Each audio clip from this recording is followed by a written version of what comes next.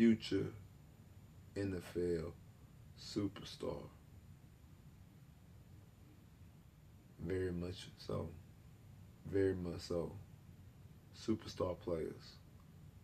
What's up, YouTube? Boy, back once again with another sport topic. In the day, we're going to talk some football, Houston Texans football. We're going to talk about the Houston Texans' first draft pick, Derek Stingley Jr., and his potential of being a possible NFL superstar, the next NFL superstar. We're going to talk about, we're going to break it down. Hey, but before we do that, if you like the content, make sure that you subscribe to the channel. Make sure you like the channel. Make sure you comment on the videos. Make sure you subscribe to the channel. Like I said, comment on the videos, sharing the videos on all social media platforms, Instagram, Twitter, Facebook, TikTok, Instagram, Snapchat, whatever. Any social media platform you use, make sure you share it on those social media platforms. Also, follow me on social media. The links in the description below. We giving away 30 days free of Amazon Prime. If you sign up to Amazon Prime, you get 30 days free. Like I said, my links in the description below on all my social media platforms. Y'all follow me on social media. Let's get this channel growing and growing and growing. Hey, I can't do this without y'all. I really appreciate all the help y'all got done for over the years. Hey, let's get this channel growing and growing and growing. Now, let's talk about, like I said, the Houston Texans select Derek Stingley Jr. with the third pick in the NFL draft. A lot of people talking about, you know, the rumors came out before the draft. Or will the Texans, are the Texans, is the Texans, will the Texans, whatever. Are they going to draft Derek Stingley Jr.? That's the rumors that came out. People didn't believe it. And it was between Derek Stingley and Sauce. Those were the two top-rated corners. And like I said, even though I really did like Sauce, Derek Stingley's just different, man. Like, shout out to my boy Wise. Shout out to my boy Wink. Shout out to everybody out there at Sauce Sports. But especially Wise and Wink. Because they've been on this, especially Wise. They've been on this for a long time. And I remember I did I did a evaluation on Christian Fulton coming out of the 2020 draft, breaking down Christian Fulton. Somebody commented on the video and said Christian Fulton, Greedy Williams, Patrick Peterson. We have a corner named Derek Stingley Jr., and he's going to be the best corner that's ever came out of LSU. They told me this 2 years ago, and I be damned, when I'm watching this tape, I see it. I damn sure see it. I see, when you talk about a guy who was 19 years old, a true freshman, let this sink in. LSU, DBU. Do y'all know that he's the first true freshman to start on LSU defense in over 30 years? That's one thing. Two, coming out as a true freshman, 19 years old, as a true freshman. Opposite Christian Fulton ended up winning in the second round to the Tennessee Titans. Practicing up against Jamar Chase and Justin Jefferson at LSU, and also Heisman Trophy winner, #1 overall pick, Joe Burrow. Then going against Bama, going against Devontae Smith, Heisman Trophy winner. Henry Ruggs, first-round draft pick. Jalen Waddle, first-round draft pick. Jerry Jeudy, first-round draft pick. Then you go about Arkansas, Traylon Burks, another first-round draft pick this year. Then in the national championship game, Trevor Lawrence, first-round draft pick. T. Higgins, high second-round draft pick. I think he was the first pick in the second round. You go up against this type of tremendous talent, not to mention also Bama, going up against Tua, first-round draft pick. Matt Jones, first-round draft pick. Bryce Young, Heisman Trophy winner. Like, these are guys that he had to play up against. Not saying now, somebody like Bryce Young, somebody he had to go up against his freshman year.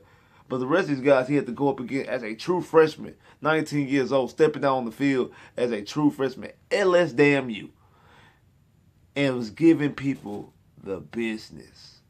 Like, he was giving them that work. I actually watched the practice tape of him and him one-on-one practicing against Jamar Chase. He was giving Jamar Chase everything he wanted. He was giving Jamar Chase every damn thing he can handle. And then you see how Lovey and Nick Caserio was talking about him. How Nick Caserio was telling Calvin that this is the one guy in the whole draft that everybody in this building has the exact feeling about.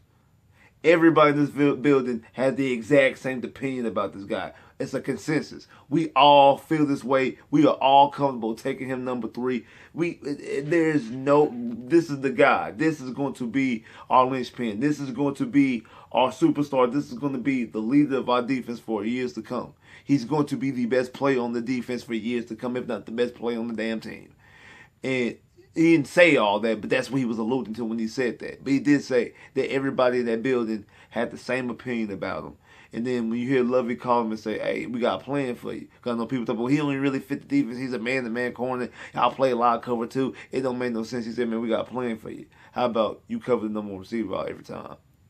He's that confident in him. He should be, because nobody is as talented from a physical standpoint than Derek Stingley Jr. Like I said, I like Sauce. I had Sauce, in my personal opinion, rated higher. And like I said, when I watch his game tape, and I said this in the Derek Stingley versus Sauce tape, I might need to change my evaluation process. Because this kid here is different. Derek Stingley is absolute different. He just is. He's a difference maker. He like Wise always says, he's a superstars players. Yes, superstars players. He really is. Like, he's just like I said, what I like about Sauce is that, like, Sauce is real handsy. He was always in the receiver's hip pocket. He damn near run the route for you. He was physical. And like I said, even though he was handsy, I don't mind that, because how physical Sauce was. I didn't mind he was handsy. Like I said, now, he can't get his hand caught in the cookie jar. And what I mean by that is getting pass interference calls. I understand that. I get that. But when you watch Derek Stingley, you see his ball skills that he has. He plays the ball like he's a receiver. He gets his head around quick. His ball skills is so natural. It's uncanny, actually. Like, the ball's in the air, he's right there with it. Like, damn, okay, was they throwing to number 24 in purple and gold? Or was they throwing to the receiver? Like, who was they throwing to? Because number 24 acting like they throwing to him. That's how he playing it. He playing it like they throwing the football to him. He's the one that's getting the football, not the other one. And he damn near came up with the football every time. Like, he just made plays. He was just an absolute difference maker. Now, the drawback, people want to talk about, because, you know, he missed time. Because, I mean, we talk about his freshman year. Obviously, his freshman year was his best year, obviously. They win the national championship. So he has a championship pedigree. He was the best player on that defense, on the national championship defense team. But then, you know, the last 2 years, you know, you had the COVID year, 2020. And then last year, he missed some time because he had the Liz Frank injury. So people will talk about that. At his pro day, he runs a 4.37. Any concerns about his injury, for me personally, is absolved once he ran that 4.37. He came out of a boot 3 weeks after coming out of a boot and ran a 4.37. He didn't get no conditioning in. He didn't get no training in. He was in the boot. He only been out of the boot for 3 weeks and come out there and run a 4.37. I don't even think he runs a real 4.37. I'm pretty sure that if he's actually, by the time the season gets off, we able to get his legs and stuff up underneath him, he run at least a 4.35, possibly a 4.34, maybe even a 4.33. I think that might be a stretch. But I'm thinking it's more so a 4.34 or 4.35, somewhere in that range. I know you like, okay, what's the difference between a 4.35, a 4.34, and a 4.37? It's a lot of difference, actually. I mean, that is a whole nother gear of speed, to be honest with you. That is a different gear of speed. And when you talk about somebody covering that with that speed, with that type of closing speed, now he has the capability. He can play with receivers if he wants to. I'm gonna lull him to sleep. I'm going to make you and your quarterback think you open. I'm going to play off a little bit. I'm going to act like y'all open. And I'm going to close in. Either swat the ball or get the ball away. Because I'm pretty sure they're going to test him. Oh, they're going to test Derek. They're going to test him. They're going to test him early and often. I feel like he's going to make the plays. I can't wait for the preseason. I can't wait for training camp. I can't wait for rookie camp. I can't wait for OTAs. I can't wait to watch Derek Stingley play football. I can't wait, because I think this is something that the Texans have definitely needed. I like J-Joe.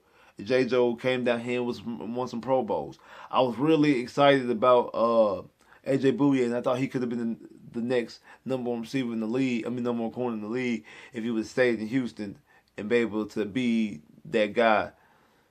And Dante Robinson is one of my favorite Texan players. Derek Stingley is the best corner the Texans ever had already. He hasn't even played damn football yet because he has the potential of being, like I say, a defensive player of the year, being a superstar corner. He has the potential. He's going to be one of those guys that you can shut the field down because whatever side of the field he's on, that side is completely shut down. It really is. And excuse me, I'm sorry. I know my voice is going in and out. Like I've been telling you before, I lost my voice from doing all the hollering and screaming after we drafted Petrie and stuff like that. Drafted Derek Stingley and drafted a couple players that I've been hollering and screaming all weekend. So my voice is kind of in now. So excuse me, bear with me. But I really just think that Derek Stingley is that guy. I think he's a future superstar player. I really do. And like I said, when you think about all the things that go into it and the type of ball skills he has, the confidence that he has in himself, and then just what he had to do, what he had to go up against as a true damn freshman. That right there alone warrants him to be a top 10 pick. That right there warrants him to be a guy who's a top 2 corner drafted. Did it warrant him to be the number 1 corner drafted? Absolutely, in my opinion. Not to mention you also add on the natural talent that he has as well, the ball skills, the speed. It's a play against Texas where he swats the ball down from the receiver, and as he comes down and turns, he comes up with the interception. Like how did he catch that interception? I don't know how he did that. I think it was was it Vanderbilt? One of his first plays when he just jumps up, high points the ball, and snatches it out there. Like that's nothing. He high points the ball. He gets the point. He gets the ball at his highest point. Snatches it out there. He's just natural, man. Everything he's done is natural. Like I said, now with Sauce, it was more technique based, which I did like. I like the fact that it was a lot of technique based, but you can't go wrong with that because you can't teach this. What you see out of Derek Stingley Jr., you cannot teach, and because of that, because you can't teach it. It's something that you want. It's damn near something that you need. I just like what he has, and like I said, and then the confidence that both Lovey and him have, I feel like he's gonna get every opportunity. Not only with his talents, he's gonna get every opportunity to be that guy. Also, he can return punts if you need him to, return kicks.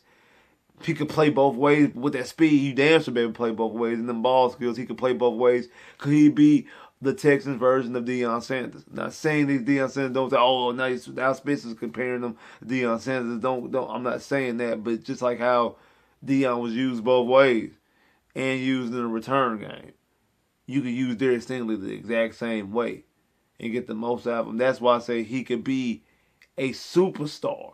Like he could like. He has natural star quality written all over him. He's one of those guys who going to be put on the tickets. Like, with the tickets, how they have the players, he's one of the guys who's going to be printed on the tickets. He's one of the guys that have the pictures on the stadium. He's one of the guys that when you start doing commercials and stuff like that, he's the one that's he's the representation for the Texans. You know how JJ used to be the representation for the Texans? Like when they do in the Monday night promos, or they doing the Sunday night football promos, or they got all 32 teams, or play from all 32 teams because they got them representing jerseys or new jerseys or color rush jerseys or whatever. He's gonna be that guy. That's why him getting a good number is very key. Like I said, I said this before the draft. If the Texans drafted Kyle Hamilton, who was my number 1 rated player, Sauce, who's my number 1 corner, or Derek Stingley, who I believe has superstar quality capabilities, because it was like really 1A, 1B, and 1A, 1B, 1C, like they were all right there together for me. If you draft any of those guys, I was buying a jersey. I was buying a Houston Texans jersey. I'm going against the grain, going against like I normally wait for people to get contracts, but I'm just so happy and so pumped to be excited about what the Texan fan. Well, I feel like the Texans is going in this direction because I like this draft so much. Especially headlined by Derek Stingley Jr., that I'm going to get Derek Stingley jersey. Now, the caveat, the drawback off that is if he pick an ugly damn number. Now, shout out to my boy Ray, but Ray wants him to get number 42. because he wants him to have a different number than Jonathan Joseph. He doesn't want him to remind him of Jonathan Joseph when he sees 24 out there. Well, I think 24 is his number. He got 24 tattooed big as day on his chest. So if he get a number like 24, like I say, I'm definitely gonna get a jersey. Like I say, he could be the guy who's gonna be the representation for the Houston Texans going forward. Now, of course, if they get a quarterback, that's different. Or if David Miller turns out to be that guy, that's different. But when you see the jerseys being in the store, like when you walk inside Liz or you walk, Stingley jersey is going to be the forefront. Stingley jersey will be the jersey that if you in another town, in another state, like like if you going to Liz right now, we in Texas, you're going to Liz right now, you have a Bronco jersey, it'll probably be a Judy jersey, and you'll have a 15 Kansas City Chiefs jersey for Mahomes. You'll have a number 5 jersey for Jalen Ramsey for the Rams, and you have superstar like headline player jerseys throughout the store. Of course, now with the Texans, you'll have multiple jerseys and multiple colors of multiple different people because we are in the greater Houston area or in Houston. That's just close proximity. Derek Stingley Texan jersey will be the type of jersey that will be in a Liz in Florida, Liz in California, Liz in New York, Liz in Wisconsin, or Liz in Nebraska somewhere. It's damn sure gonna be one in Baton Rouge in Louisiana, but just to say his jerseys are gonna be in other places because I feel like he's going to be the next superstar. He's gonna be able to back it up on his play. I think he's gonna be able to back it up with his demeanor, and I just think he just has that star quality all over him. I know he got Sting tattooed on his arm. He got a chain saying DBU, with other players on it. Then it hangs down and has a Sting chain. Then he got another chain with Sting. It's funny because it's very ironic that in the WCW area of wrestling, Sting was my favorite wrestler, and he's one of my favorite draft picks already. Like, he's definitely the best draft pick that Nick Casario had, in my personal opinion. I know that's not saying much. Nick Casario only had 2 drafts, and only in one draft he didn't get a chance to pick it to the 3rd round. But I definitely think that they made the right decision. I definitely think they found them, like I say, a superstar player. Like when you see all these things, and also. Same thing. Honey Badger said the same thing. Like Honey Badger tweeted out basically saying that Stingley's going to be the best of all of us. You call this DBU, Stingley's going to be the best of all of us because no one has ever done what he's done at the age of 19 at LSU. Walked on and started as a true freshman and was giving people the business. And then naming all those talents, all those first-round picks. That's, like I said, you going up against 2 in practice, 4 at Bama by itself. Then you got Treylon Burks. Then you got T. Higgins. That's 9. I'm sorry, that's 9. That's 8. That's 8. Now I know one of them. Now T. Higgins was a 2nd round pick, not 1st round pick. But that's 7 1st round picks, 8 the top 40 players drafted from the receiver position. Not to mention you go up against, you have to practice against a Heisman Trophy winner quarterback, and then has played against 2 1st round draft picks and 4. Another number overall draft pick in Trevor Lawrence, Matt Jones, and Tua. That's 4 quarterbacks that's drafted in the 1st round. 2 of them of number 1 overall draft picks and national champions. Now I know one of them that you practice against, not actually play against, but just the type of test that he's had. And then you also got Bryce Young, whether Bryce Young ended up being more like it's going to be a 1st round draft pick, and to go up against Matt Corral, who was drafted in the 3rd round. What's another top quarterback? I think that may be it from the SEC, unless somebody else gets drafted this year. That might be it from the SEC from a quarterback standpoint, but all in all, he goes up against a whole bunch of damn talent from the skill position. I'm pretty sure there's other receivers right now. I'm just missing. I'm missing exactly who play against. I don't know if they play against. Did LSU play against Oklahoma? Because they did, that mean he would have played against Hollywood. He would have played against CeeDee Lamb. But I think, I want to say he did. I want to say that they did. Didn't they play against They did. They played against Oklahoma in the playoff game. So, yeah. That's... Come on, man. Come on, man. Stop playing with this man for real. I forgot they did play against Oklahoma in the playoff game. Man, y'all quit playing with this man.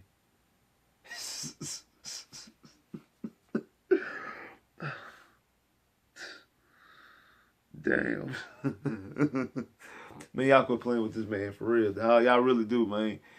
This man gonna be a superstar. I can't wait to see it. I really can't wait to see it. Like, subscribe if you haven't, comment below if you haven't, click that bell, get more videos. I'll holla.